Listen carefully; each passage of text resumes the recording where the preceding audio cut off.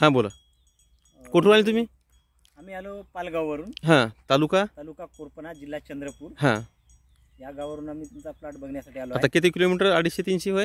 250-300 kilometre झाला आहे अंदाज. बरं बरं बरं. आपलं अंतर. हां हां. आता ही जी व्हरायटी आहे हरभऱ्याची, हे अंतर आहे आपलं 3 फूट आणि 20 किलो बियाणं आपण एकरी टाकलं. मधातला फणा 1.5 फुटाचा बंद करून. आणि ब्रँचेस लवकर करणारी व्हरायटी आहे. या व्हरायटीला नाव अजून दिलं नाही आपण. आता नाव 1 महिन्याकडे देईल आपण. तर पसरणारी व्हरायटी आहे. आणि इथं आपल्याला तुम्ही आल्या म्हणले 2-2 तास असतील. 1च तास आहे. पट्टा पद्धत वगैरे काही नाही. एकच लाईन 3 फुटावर आहे. आणि URU बी प्रक्रियायुक्त आहे. आणि ॲव्हरेज पण चांगला आहे. गेल्या वर्षी आले डेमो प्लॉट घेतली. यावर्षी पण नाव दिलं नाही आपण. पहिली व्हरायटी होती 1044. तर ही व्हरायटी तुम्हाला कशी वाटायली? व्हरायटी खूप छान सुंदर वाटत आहे. हां. रोग नाही कुठला त्याच्यावर. आणि मर आहे का पहा तुम्ही प्लॉटमध्ये एकच झाड दाखवा मला. मर आहे का? दिसते का? ब्रँचेस आहे भरपूर. हां. आणि ड्रीप वगैरे काही नाही. हां. ड्रीपचा आहे वाटते पण नाही ड्रीप. स्प्रिंकलरच आहे. आणि बेड वाटते पण नाही बेड. बेडही नाही. बेड सुद्धा नाही आहे. ड्रीप सुद्धा नाही. नाही काहीच नाही. साध्या पद्धतीने एकदम साधी ट्रॅक्टरने पेरणी. स्प्रिंकलरने 4-4 घंटे पाणी पेरल्या. त्याच्यानंतर 6 दिवसांनी 1-1 घंटा दिलं. आणि त्याच्यानंतर काल दिलं. काहीच नाही. या व्हरायटीला फक्त तुम्हाला ट्रॅक्टरने पेरताना 1 गोणी DAP किंवा 10-26 पेरायचं. नंतर मायक्रोन्यूट सल्फर काही टाकायचं नाही. ते सगळे पैसे तुमचे वाचणार. त्याच्यानंतर तुम्ही फवारणीमध्ये 15-20 दिवसांनी क्लोरोपायरिफॉस फक्त फवारणीतून द्यायचं. काहीच द्यायचं नाही बुरशीनाशक वगैरे. त्याच्यानंतर 1-1 फूल लागायला का त्यावेळेस फक्त काय करायचं, इमामेक्टिन घ्यायचं. प्रोक्लेम नावाने येते. कुठल्याही नावाने येते ते. 10 ग्राम घ्यायचं 15 लिटर पाण्यामध्ये.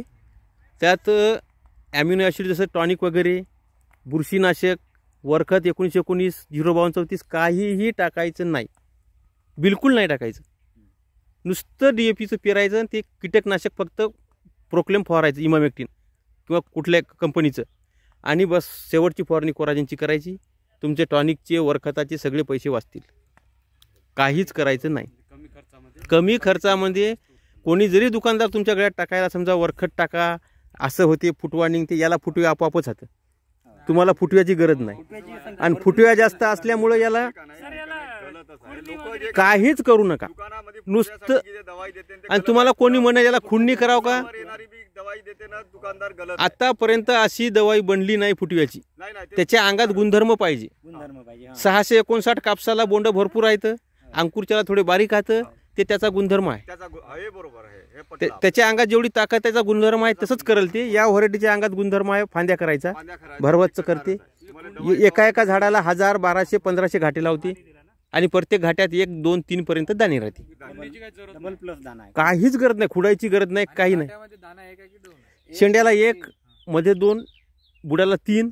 आणि कोण्या जमिनीमध्ये तुमचं काही जर चुकलं, त्या जमिनीत खाद्य कमी वाटलं तर त्याच्यात सगळ्या याच्यात 1-1च. तसं काही सांगता येत नाही. ते जमिनीच्या तुमच्या हो 1-2 पर्यंत. हां. आणि एका शेतामध्ये 3-3 पर्यंत.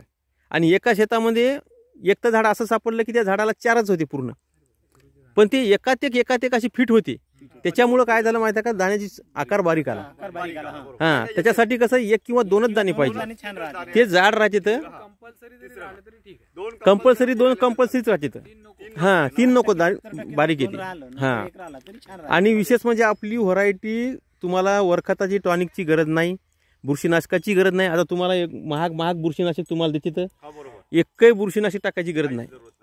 बिलकुल नाही. फक्त DAP तुम्ही शेतामध्ये टाका, नाही तर 10-26 बस झालं.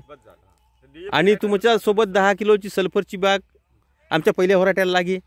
त्या व्हरायट्या बंद केल्या आम्ही. 1044ला लागे. पण आता या व्हरायटीला काहीच गरज नाही. एवढी जबरदस्त व्हरायटी आहे. काहीच नाही. बिनधास मध्ये नुसतं पेरून घ्यायचं. फुकट उत्पन्न घ्यायचं, घरी बसायचं, काहीच करायचं नाही. अशी व्हरायटी आहे. कशी वाटायली तुम्हाला 3 फुटावर? काही मर वगैरे? तुम्ही एवढ्या दुरून आले, तुमचा फोन आला मला, म्हणजे तुमचं समाधान झालं पाहिजे. नाही तर आले उगत फिरी मारून गेले. आमच्याकडे नाही पण असं नाहीये.